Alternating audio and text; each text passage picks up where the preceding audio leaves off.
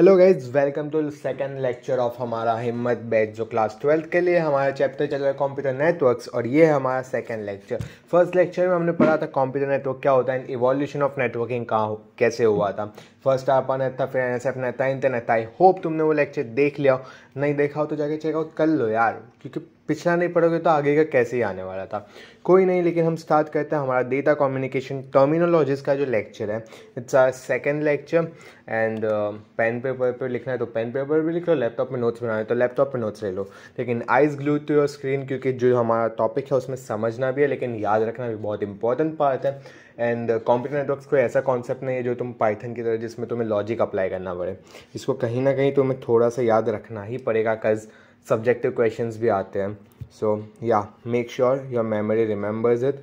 तुम समझो and try करो कि तुम्हारा टाइम जो लेक्चर के अलावा पढ़ना है वो ज़रूरत ना पड़े। पढ़ो ज़रूर लेक्चर के बाद, कज इट्स नेसेसिटी, बट लेक्चर में जितना ज़्यादा ध्यान दे सको उतना दो।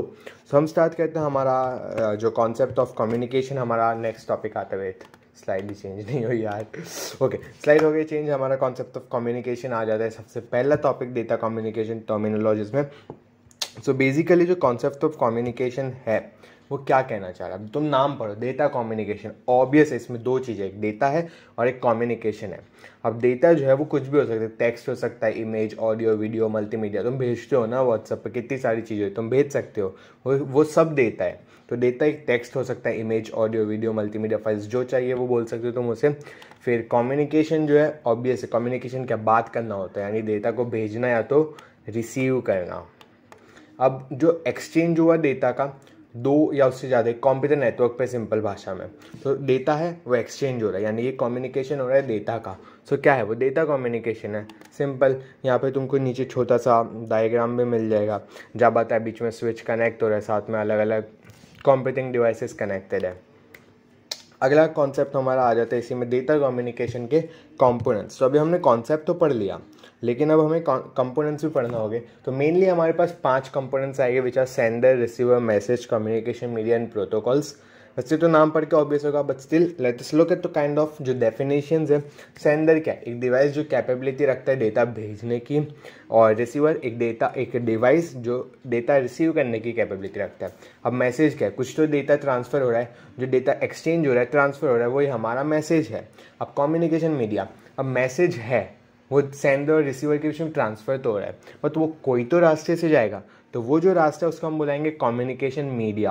अब कम्युनिकेशन मीडिया को साथ में ट्रांसमिशन मीडिया भी बुलाया जाता है, जो आगे आ ही रहा है। सो वेट, और पांचवा जो है प्रोटोकॉल्स। अब तुम कहीं जा रहे हो, किसी पाथ से जा रहे हो, आई मीन तुम्हें कोई सेंडर भेज रहा है, तुम किसी पाथ यानी कम्युनिकेशन मीडिया से जा रहे हो, और कोई तुम्हें रिसीव भी कर रहा है, तुम रिसीव कर रहा है और तुम मैसेज हो, तो तुम कुछ तो रूल्स फॉलो करोगे। जब तुम रास्ते पे एक रोड क्रॉस करते हो तो दे आर रूल्स, तो जो रूल्स कम्युनिकेशन करते वक्त होते हैं उसे हम प्रोटोकॉल्स बोलते हैं। They are set of rules जिसकी मदद से हम सक्सेसफुल और रिलायबल डेटा कम्युनिकेशन कर सकते हैं।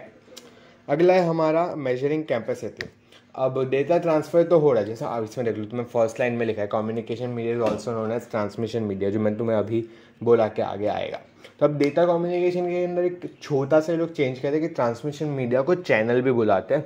तो अगर इस लेक्चर में तुमको आगे मैं चैनल शब्द का यूज़ करता देख रहा हूँ, मतलब मैं ट्रांसमिशन मीडिया की बात कर रहा हूँ। अब चैनल है तो उसकी कुछ तो कैपेसिटी होगी कि डेटा कहीं तो कैसे तो ट्रांसफ़र हो रहा है। तो एक चैनल की जो कैपेसिटी होती है उसका मैक्सिमम अमाउंट ऑफ सिग्नल या ट्रैफिक होता है। लाइक एक रोड जो है, तो रोड की मैक्सिमम कैपेसिटी क्या होगी, कितनी गाड़ी है उस पर, तो वो एक चैनल उसकी मैक्सिमम कैपेसिटी, इसके अमाउंट ऑफ सिग्नल कितना मैक्सिमम वो कैरी कर सकता है। अब कैपेसिटी मेजर करने के लिए हम दो चीज़ों का यूज़ करते हैं, विच इज़ बैंडविड्थ और डेटा ट्रांसफर रेट।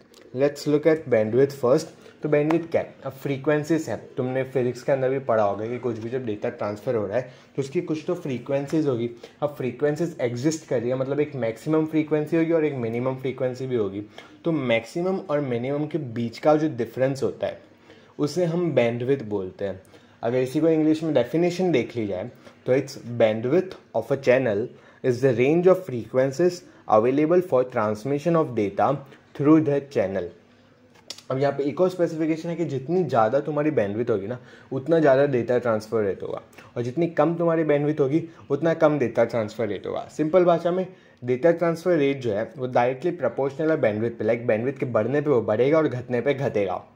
अब वही यहाँ पे लिखा है कि डिफरेंस जो है मैक्सिमम और मिनिमम फ्रीक्वेंसीज में वो तुम्हारा बैंडविड्थ होता है। अब बैंडविड्थ को मेजर करने के लिए कुछ तो यूनिट होगी, तो मैं तुमको क्या बोला, डिफरेंस है मैक्सिमम और मिनिमम फ्रीक्वेंसी में, तो फ्रीक्वेंसी की ही यूनिट यहाँ पे यूज़ होगी विच इज़ हर्ट्ज़। अब ऑब्वियस चीज़ है 1 kilo hertz equals to 1000 hertz हो तो मेगा हर्ट्ज़ होगा 1000 किलो हर्ट्ज़। अगला टॉपिक हमारा इसी के अंदर आ जाता है डेटा ट्रांसफ़र रेट। अब तुमने बैंडविड्थ तो पढ़ी, तो जितनी ज़्यादा बैंडविड्थ उतना उससे ज़्यादा डेटा ट्रांसफ़र रेट। तो what is data transfer rate? अब चैनल के अंदर डेटा कुछ तो सिग्नल्स के फॉर्म के अंदर ट्रैवल हो रहा है। अब सिग्नल है तो सिग्नल की कुछ तो कैपेबिलिटी होगी कि वो बिट्स ले जा सकता है। अब बिट्स एक या उससे ज़्यादा ले जा सकता है वो। तो डेटा ट्रांसफ़र रेट का सिंपल शब्दों में मायना ये है कि एक सेकेंड में सोर्स से लेकर डेस्टिनेशन तक कितने बिट्स ट्रैवल हुए हैं, मतलब कितने बिट्स ट्रांसफ़र किए गए हैं। वही है ना डेटा यानी बिट्स हो गया हमारा, ट्रांसफ़र ऑब्वियस है। तो कितने बिट्स ट्रांसफ़र हो रहे हैं सोर्स से डेस्टिनेशन के बीच में एक सेकंड में, उसे हम डेटा ट्रांसफ़र रेट बोलते हैं। इसी का दूसरा नाम बिट रेट भी हो जाता है। अब इसकी भी कुछ तो मेजरिंग यूनिट है ही, तो इसकी मेजरिंग यूनिट है बिट्स पर सेकेंड। सो ऑब्वियस है, ये तो तुम्हें नाम से नहीं होगा, KBPS, MBPS। KBPS क्या है? Kilobytes, MBPS megabytes, GBPS gigabytes, TBPS terabytes. Terabytes. So ये था। अब उसके अंदर 1024 का यूज़ होता है। तुमने वो हर्ट्ज़ वाला केस था उसमें 1000 ही था, but when we talk about bits and bytes यहाँ पे हम 1024 का यूज़ करते हैं। अब मैंने ये जो इतना बोला इसमें मैंने जानबूझ के गलती की। लेट्स सी तुमने नोटिस किया है नहीं। अब देखो चेक करने तो मैं आ नहीं रहा, लेकिन खुद को लॉयल रहना। मैंने क्या बोला था? KBPS is kilo bytes, MBPS mega bytes. But are you sure यहाँ पे मैंने बाइट्स लिखा है या बिट्स लिखा है?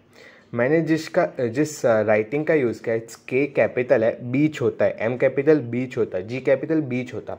तो एक चीज़ यहाँ पे नोटिस करना कि बीच होता है, बट बहुत जगह पे तुम ऐसे भी देखोगे यहाँ पे लिखा है MB कैपिटल है, फिर M और B दोनों कैपिटल। तो यहाँ तुम ये याद रखना कि अगर तुमको MB दोनों कैपिटल दिया है it means mega bite, but अगर तुम्हें M कैपिटल B छोटा दिया है इट मीन्स मेगा बिट।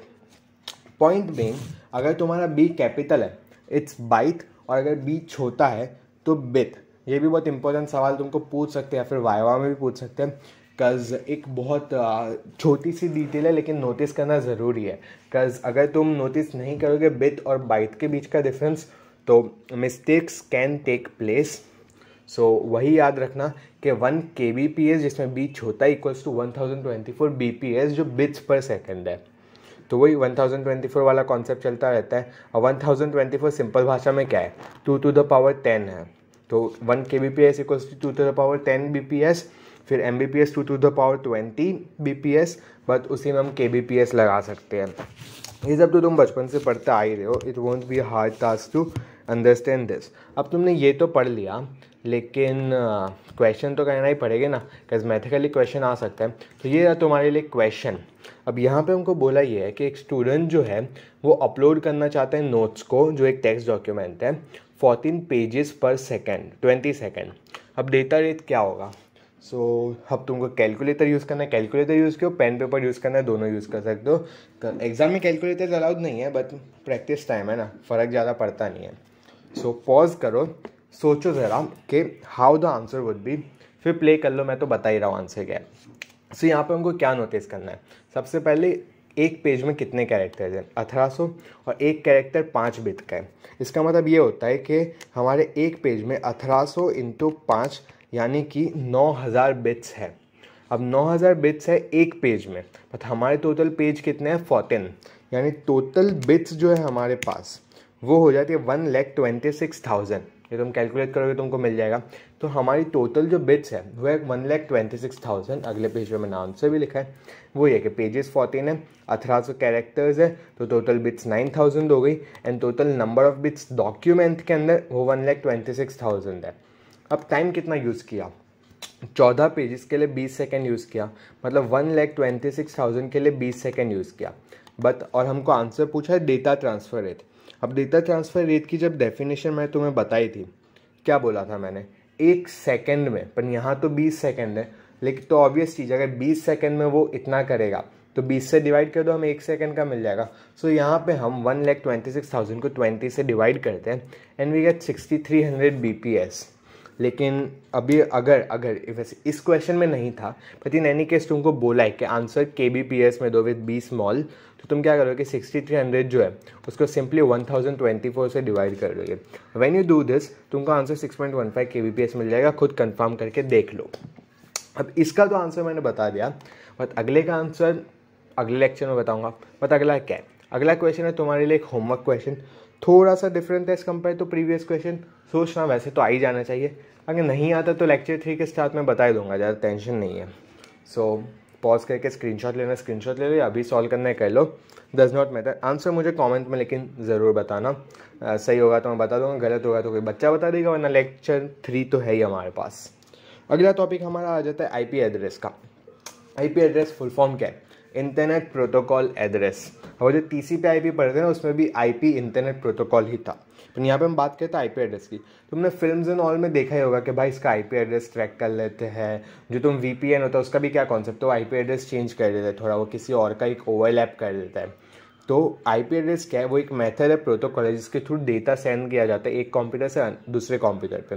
तो हर कंप्यूटर जो होता है ना, उसका अगर वो इंटरनेट से कनेक्टेड है तो उसका एटलीस्ट एक IP एड्रेस होगा जो यूनिकली आइडेंटिफाई करता है उसको बाकी सारे कंप्यूटर से। इन शॉर्ट वो जैसे रोल नंबर्स है, रोल नंबर्स एक क्लास में रिपीट नहीं हो सकते ना, तो अगर हमारी पूरी दुनिया एक क्लास है तो उसके अंदर हर कंप्यूटर को एक रोल नंबर दे दिया है।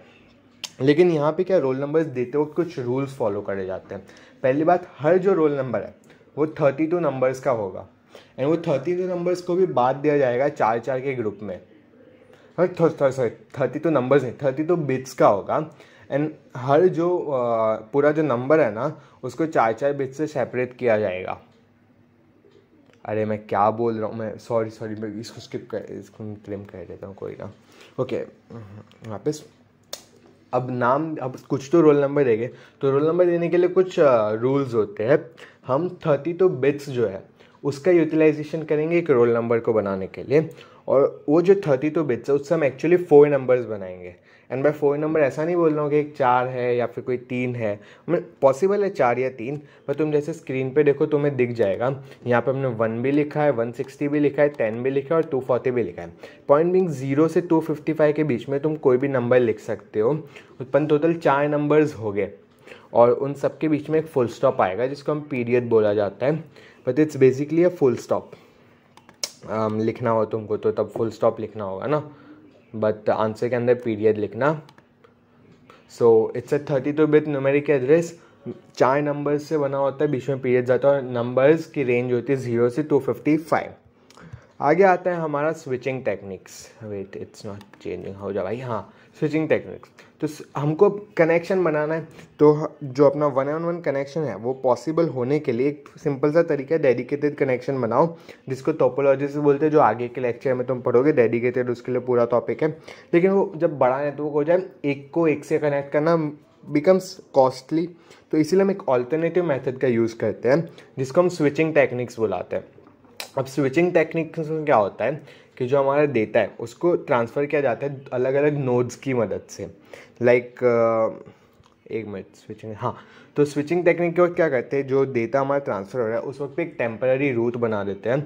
तो अलग अलग नोड्स है, तो उसके थ्रू, अब नोड्स क्या है, कंप्यूटर्स हैं, उनके थ्रू हमारा जो डेटा है उसको धीरे धीरे ट्रांसफ़र किया जाता है एक पाथ ढूंढ कर। अब इसी को डिटेल में पढ़ने के लिए हम देखते हैं अलग अलग टाइप की स्विचिंग टेक्निक्स। पहला है हमारे पास सर्किट स्विचिंग। सर्किट स्विचिंग में क्या होता है, हमारा कम्युनिकेशन स्टार्ट होना इससे पहले ही हम एक पाथ बना देते हैं सेंडर और रिसीवर के बीच में। अब अलग अलग नोड्स हैं, नोड्स के बीच में लोग रास्ता बना देते हैं, उसको लिंक बोल रहे हैं, और जो अलग अलग लिंक्स बने हैं ना, इनको जब तुम जोड़ दोगे तो एक पाथ बन जाएगा। सर्किट स्विचिंग में ये होता है। अब जब हमारे मैसेज ऑब्वियसली पैकेट्स बन जाते हैं, तो सर्किट स्विचिंग में और अगला जो हमारा पैकेट स्विचिंग है, दोनों का एक बहुत बड़ा डिफरेंस है, वो याद रखना। सर्किट स्विचिंग जो है उसके अंदर सारे पैकेट्स सेम पाथ को फॉलो करते हैं, जबकि पैकेट स्विचिंग में नहीं करते, वो आगे हम देखते हैं। सो सर्किट स्विचिंग में याद रखना पैकेट्स जो है वो सबके सब सेम पाथ को फॉलो करते हैं। अब यहाँ पे NCERT वालों ने एक एग्जांपल भी दिया था कि पुराने दिनों में जब हम एक टेलीफोन कॉल किया करते थे तो जो स्विचिंग इक्विपमेंट था टेलीफोन के अंदर वो एक फिजिकल पाथ ढूंढता था या फिर कोई चैनल ढूंढता था जो हमारे टेलीफोन से लेकर अपने दोस्त, मतलब तुम जिसको भी कॉल कर रहे हो टेलीफोन पे, उसके कॉल तक एक डायरेक्ट लाइन ढूंढता था, वो एक फिजिकल पाथ ढूंढता था। तो ये सर्किट स्विचिंग का एग्जाम्पल है। अगला है हमारा पैकेट स्विचिंग। अब पैकेट स्विचिंग में क्या होता है कि पैकेट जो इंडिविजुअली ट्रांसफ़र होते हैं, एंड यहाँ पे लिखा है कि it is not necessary that all the packets take the same route. जैसे मैं तुमको बोला सर्किट स्विचिंग में क्या है, सारे के सारे पैकेट सेम रास्ता लेंगे, पर पैकेट स्विचिंग में ऐसा नहीं होता। तो हम अलग अलग पैकेट्स है, अब उनको जहाँ रास्ता मिल जाएगा, जो रूट अवेलेबिलिटी है उसकी डिपेंडेंस पे वो अपने रास्ते से चले जाएंगे।